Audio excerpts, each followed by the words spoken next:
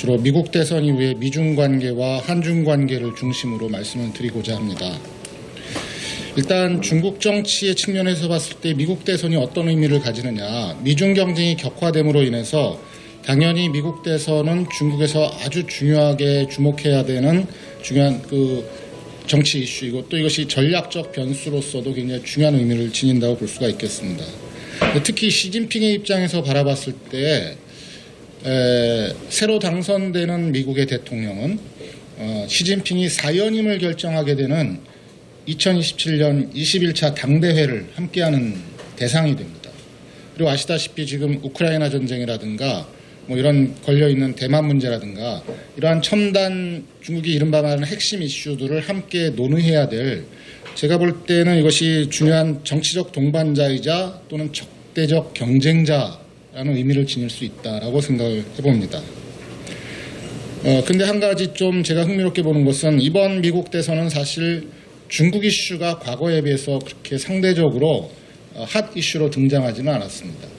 그 이유는 뭐냐면은 아시다시피 인플레이션이라든가 이민 낙태는 미국의 국내 이슈가 너무나 큰 비중을 차지했었고, 또 워싱턴 조야에서 중국에 대한 압박이 이미 폭넓게 공감대가 형성되어 있었기 때문에 과거에 비해서 중국 이슈가 특별히 드러나지는 않았다. 그러나 이것이 새로운 미국 정부의 대중국 압박이 약화된다는 의미는 절대로 아니다라는 것을 이제 다 아실 수 있을 것입니다. 미국 대선을 바라보면서 중국 사람들은 누가 당선되든지 본질적으로 미국의 대중국 견제와 압박 정책은, 그리고 또 미중 경쟁 구도는 근본적으로 변하지 않을 것이다 라는 판단이 대세였습니다. 특히 이제 왕지스가 올해 9월 호 Foreign Affairs에 쓴 글을 보면은 향후 10년 내에, 최소한 10년 내에 미중 관계의 이러한 대립적 대결 구도는 근본적으로 변하기 어려울 것이다라고 이제 판단하는 그러한 인식을 표출하고 있었습니다. 그런데 약간 흥미로운 건 뭐냐면은, 사실은 이제 올해 미국 대선을 앞두고서 제가 했던 중요한 작업 중에 하나가 이제 중국 측에 많은 사람들을 접촉하면서 그들이 이 미국 대선을 어떻게 바라보고 있는가를 파악하는 것이었는데, 그 결과 한 가지 제가 좀 발견한 것은 주로 관변 인물들입니다. 왜냐하면은 트럼프가 당선될 경우에는 국내적으로 분열될 가능성이 높다. 그리고 동맹 관계가 취약해질 가능성이 높다. 이것은 미국의 대중국 압박과는 별개로 국제사회에서 미국의 리더십이나 리스펙트가 줄어들기 때문에 그러한 공백을 중국이 파고들어서 국제사회의 영향력을 확대하는 어떤 기회가 될 수도 있다라는 인식을 이제 표출했다라는 것입니다. 그리고 그들은 어차피 해리스가 되든 트럼프가 되든 중국에 대한 압박과 견제는 근본적으로 바뀌지 않을 것이기 때문에, 예를 들어서 트럼프가 대통령이 됐을 때에는 거래에 능하다고 하는 트럼프의 속성을 이용해서 어떻게 거래를 통해서 대중국 견제와 압박을 완화시킬 것인가, 결국은 그러려면은 거래 조건을 잘 만드는 것이 중요하다라는 것이 이제 중국 측의 생각이었다라는 점을 알 수가 있었습니다. 미국이 대선이 확정되고 난 다음에 중국이 나아갈 어떤 외교정책 방향은 제가 볼 때는 몇 가지로 요약이 가능한데, 첫째는 글로벌 사우스에 대한 접근을 상당히 더욱더 강화할 것이다 라는 점입니다. 두 번째는 이른바 말하는 쌍순환 전략을 통해서 또는 공급망 안정 정책을 통해서 경제적 자립자강, 첨단 과학기술 등 이러한 것을 추구해 나간다는 것입니다. 세 번째는 주변 외교를 포함해서 이 다자협력 또는 지역협력을 상당히 강화할 가능성이 높다는 것입니다. 그리고 이것과 동시에 중국이 미국을 비롯한 서구 세력으로부터 존중받지 못하는 가장 큰 이유는 중국은 힘이 약하기 때문이다라고 생각하고 있습니다. 때문에 결국은 군사력을 강화해 나가는 것에도 지속적으로 힘을 쏟을 수밖에 없는 상황이다라고 말씀을 드릴 수가 있습니다. 그런데 이 중에서도 특히 글로벌 사우스에 대한 접근을 강화할 것이라는 점은 미중 대립이 강화되면서 아시다시피 미중 관계가 점점 진영화되고 있습니다. 진영화되다 보니까 중국 입장에서도 내 편을 끌어들이는 것이 굉장히 필요하다, 이런 생각을 가지고 있고, 그러려면 결국은 좀 더 중립적 입장에 있는 글로벌 사우스를 공략하는 것이 필요하다라는 것이고, 제가 지난 9월에 사실은 이제 중국에서 열리는 그 향산 포럼에 초대를 받아서 갔다 왔는데, 그 향산 포럼은 이제 중국이 그 샹그릴라 대화에 대응하기 위해서 만든 것이죠. 근데 그 향산 포럼에서 나오는 구호라는 것이 결국은 평화와 번영의 동반자가 될 것이다. 중국은 이제 그 동남아시아 국가라든가 이런 글로벌 사우스에게 이걸 일목요연하게 계속 강조하는 걸 발견할 수가 있었습니다. 그러니까 결국은 그것이 미국과 우리는 너네를 대하는 것, 상대하는 것, 너네의 발전에 도움이 되는 것, 이 방향으로 가는 것이기 때문에 이 글로벌 사우스 국가들에 대한 공약이 굉장히 가시화되고 있고 굉장히 적극적으로 나아가고 있다는 것을 직접 발견할 수가 있었습니다. 그다음에 또 하나는 그 지역 협력과 다자주의를 강화할 것이라는 점인데, 그것은 올해에도 발견된 것처럼 이 러시아가 SCO와 브릭스에서 우크라이나 전쟁으로서 조금씩 힘이 약화되는 그 공백을 중국이 차지하고 있다는 것을 발견할 수가 있습니다.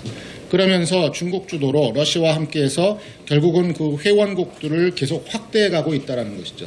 그러니까 결국은 중국을 중심으로 한 세계권을 점점 확대해가고 있는데, 이것이 트럼프 시기에 더욱더 강화될 것이다라는 점을 충분히 전망할 수가 있습니다.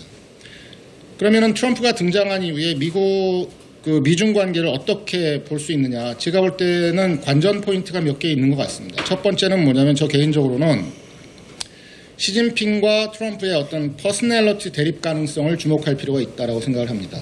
이것이 중국 관찰자인 제 입장에서는 굉장히 흥미로운 부분인데, 트럼프 일기 때는 시진핑도 집권한 지 얼마 안 됐고, 그래서 결국은 그 플로리다에 가서 말하라고 해서 트럼프를 처음 만났을 때 우리 기억에 남는 것은 결국 뭐 트럼프가 시진핑에게 이 한반도가 역사적으로 자신의 번역이었다라는 걸로 기억이 남지만, 사실 그때는 시진핑도 트럼프를 대할 때 굉장히 긴장한 상태였었고, 또 기억하시는지 모르겠는데 트럼프가 시진핑과 면담하고 나서 바로 그때 시리아인가요? 거기 폭격하는 걸 때렸습니다.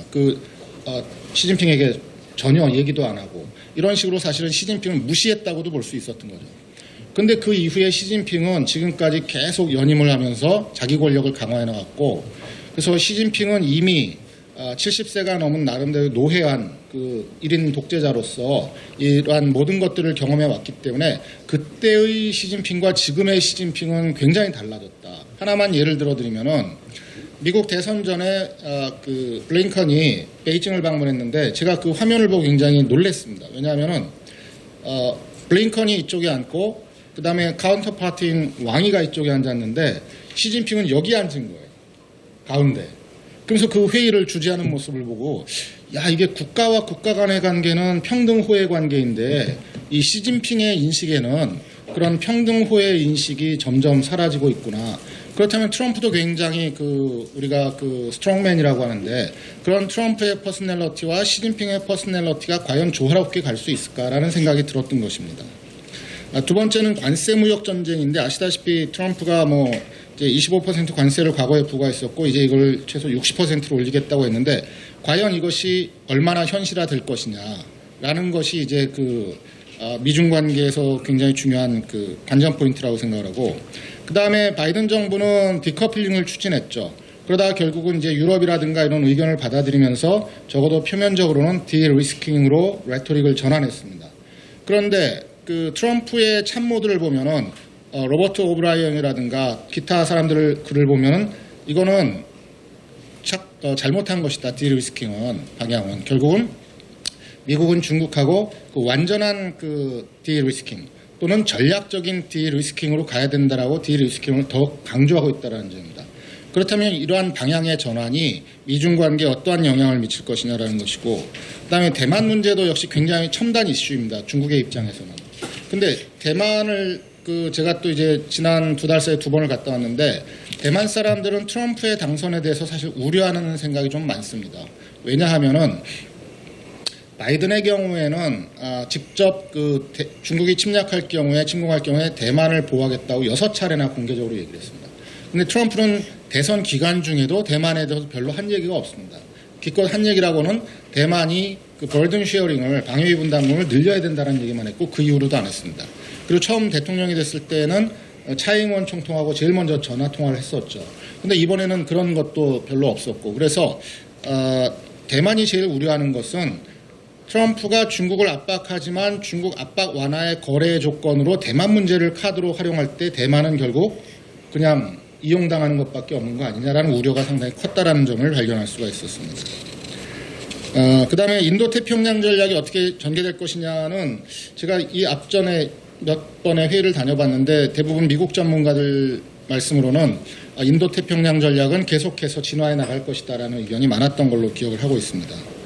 한 가지 이제 말씀드리고 싶은 것은 우리가 일반적으로 미중 관계가 미국이 압박하고 중국이 거래 조건을 만들고 다소 밀리는 듯 하면서도 안정을 유지해 가려고 하는 걸로 크게 보여지지만 또 하나 재밌는 것은 중국 친구들하고 인터뷰를 했을 때 일부 친구들의 말은 중국이 지금 수출, 투자, 소비라고 하는 삼중 난맥 속에 빠져 있다. 그래서 대내외적으로 시진핑이 굉장히 어려운 상황 속에 있는데 만약에 트럼프가 계속 압박 일변도로 가고 트럼프가 대내외 위기 관리에 대한 어떤 실패감이 커지게 되면은 마치 쿠바 사태를 연상시키는 것처럼 시진핑도 미국에 대해서 굉장히 예상치 못한 강공 정책을 펼칠 가능성도 있다라는 그런 이제 인터뷰가 상당히 인상 깊게 남아서 이제 공유를 하고 싶었습니다. 다음으로 이제 미국 대선의 한중 관계인데 이 부분도 굉장히 재밌습니다. 사실은 그 중국의 대한반도 정책은 영향력 유지이고 중국의 대한국 정책은 사실은 아주 간단하게 말씀드리면 이미 종중이라고 할 수 있습니다. 중장기적인 이미 종중인데 그건 뭐냐면 미국으로부터 한국을 이격시키고 중국을 따르게 만드는 것이 결국은 그들의 한국 정책이라고 할 수가 있습니다. 근데 그러기에 이제 한미동맹이 약간의 시소를 타면서 지금까지 왔었던 것이죠. 근데 중국은 그 트럼프가 등장을 하게 되면은 두 가지 기회가 열릴 수 있다. 뭐냐면 하나는 트럼프가 동맹을 우대하거나 동맹을 배려하는 정책이 아니기 때문에 한미동맹이 흔들릴 수 있다. 그럼 이건 중국의 틈이다. 또 하나는 바이든의 경우에는 동맹과 함께 예를 들어서 IPEF라든가 이런 여러 가지 다자연합을 통해서 중국을 견제 압박하려고 했는데 아메리카 퍼스트를 강조하는 트럼프 체제에서는 한국이 그러한 트럼프 주도의 다자연합에 들어갈 그러한 압박이 줄어들기 때문에 이것은 오히려 중국하고 한국이 좀 더 협력하거나 관계가 개선될 가능성 여지가 커지는 것이다라고 본다는 점이죠. 그런데 실제로 올해 들어서 한중 관계가 고위급을 중심으로 해서 상당한 개선 상태에 접어들었습니다. 과거와 작년과 달리. 그래서 올해 이제 4월 달에 랴오닝성 당서기가 오고 5월 달에 리창 총리가 한중일 정상회담에 오고 그다음에 또 이제 6월 달에 한중 2+2 외교안보 대화가 열리고 등등등 이렇게 계속 고위급 대화가 확산되면서 한중 관계가 개선되는 추세를 보였고 11월에는 중국이 우리에게 이제 일방적으로 거의 일방적으로 단기 비자 면제를 발표했죠. 그리고 또 그다음에 11월에 페루에서 열린 에이펙에서 한중 정상회담도 열렸고요. 그래서 이러한 것들이 표면적으로 볼 때 한중 관계가 개선되는 방향으로 가고 있다. 근데 왜 그런 것인가? 여기에 대해서는 미중 전략 경쟁이 심화되면서 지역 협력 차원에서 중국이 한국을 끌어들이려는 의도도 있고 또 중국이 경제가 계속 안 좋아지면서 한국의 투자라든가 공급망 측면에서 한국과의 협력 필요라든가 이런 경제적인 측면에서도 이유도 있고 여러 가지가 작용을 합니다. 그런데 여기 글에 나온 것과는 별개로 저는 이제 제가 최근에 굉장히 흥미로운 생각이 들었던 게 뭐냐면은 이러한 한국에 대한 접근이 어쩌면은 중국이 우리로부터 반도체라든가 기타 첨단 산업 분야에서의 기술을 가져가기 위한 그러한 의도가 굉장히 작용하고 있는 것은 아닐까라는 생각을 하고 있습니다. 왜냐하면 이게 어느 정도 친해져야지만 시진핑 방안도 있고 이러한 관계 밀착 속에서 사실은 우리도 모르는 사이에 또는 알게 모르게 우리의 첨단 기술을 빼내갈 수 있는 여지가 많이 열리기 때문에 중국의 이러한 한국에 대한 접근은 우리가 기술 안보 측면에서 굉장히 긴장감을 가지고 바라봐야 될 그런 이슈라고 생각을 하게 되었습니다. 그리고 또 하나는 4월 달에 랴오닝성 당서기가 오면서 한중 관계 개선이 가시화됐다고 볼 수가 있는데 재밌는 것은 북중 관계입니다. 북중 관계는 4월 달에 중국 공산당 정치국 상무위원인 짜올러지가 평양을 방문했습니다. 왜냐하면 올해가 북중 수교 75주년이거든요. 그래서 친선의 해를 기념하기 위해서 짜올러지가 4월에 북한을 방문했는데 4월 짜올러지 방북 이후에 공교롭게도 중국과 북한 사이는 고위급 교류가 지금 부재한 상태입니다. 이게 한중 관계와 북중 관계 발전 양상이 올해 4월을 기점으로 상당히 대조적으로 나타나고 있다라는 것도 굉장히 흥미로운 점이라고 말씀드릴 수가 있겠습니다. 마지막으로 시진핑 방한이라든가 한중 관계 전망에 대해서 말씀을 드리고 맺도록 하겠습니다. 이 한중 관계가 올해 들어서 이제 개선 추세를 보이고 정부 간 고위급 대화가 활성화되고 하는 것에 결국 화렴정정 핵심은 내년 가을에 있을 경주 에이펙의 시진핑 방안으로 맺어진다라고 저는 이제 판단을 하고 있습니다. 단순히 시진핑이 다자회의로서의 에이펙에 참가하는 것이 아니라 그걸 기회로 해서 한국과 중국은 현재 추진하고 있는 것이 시진핑이 서울에서 국빈 방문을 하고 경주로 내려가는 것입니다. 물론 이제 우리가 지금 국내 정치 상황이 굉장히 혼돈스러워서 이것에 대한 약간의 확실성이 좀 흔들리고는 있지만 그럼에도 불구하고 저는 그렇게 될 가능성이 상당히 높다고 봅니다. 어찌되었든. 그렇게 됐을 때 우리는 그럼 어떻게 해야 되느냐의 측면이기도 하고 한데 제가 볼 때는 우리가 한미동맹을 굳건하게 가져가는 것은 두말할 필요가 없는 상수인데 한중관계를 잘 관리하는 것도 우리 국익 차원에서 반드시 필요한 부분이다라고 본다면은 결국은 한중관계를 관리하기 위해서는 우리가 적어도 내년 시진핑 방한 전까지 돌발 사태를 방지하는 것이 필요하다. 양국 간에. 이런 생각을 하고 있고 그럼에도 불구하고 우리가 나름대로 중국을 상대할 때 왜냐하면 내년 한중 정상회담이 열리기까지 중국은 사실 우리에 대해서 지속적으로 접근해 오면서 무언가를 요구하고 우리에겐 것이 압박이 될 수 있는데 그것을 대하는 우리의 원칙은 결국은 경제적인 협력에 대해서는 상당히 유연성을 발휘하고 안보적인 협력에서 즉 북핵 문제라든가 기타 안보적인 협력에서는 상당히 단호한 나름대로의 원칙을 지키는 것이 필요하다. 이것이 원칙의 이 조화가 깨져버리게 되면 중국에게 불필요한 기대 심리를 줄 수 있고 그러한 불필요한 기대 심리가 실망을 얻었을 때는 결국 또 한중 관계에 또 다른 원치 않는 압박이나 어떤 그런 좋지 않은 관계로 나타날 수 있기 때문에 그러한 부분들을 우리가 잘 고려하는 것이 좋겠다라는 생각을 해봤습니다. 그리고 중요한 것은 중국이 우리에게 이렇게 접근해 오는 것은 어떤 노선상의 변화라든가 전략적인 변화의 결과라기보다는 임시 대응적이고 또 상황 대응적이고 전술적인 접근이기 때문에 그러한 의도를 잘 파악하고 신중하게 대응하는 것이 필요하다라는 생각을 맺도록 하겠습니다. 네, 감사합니다.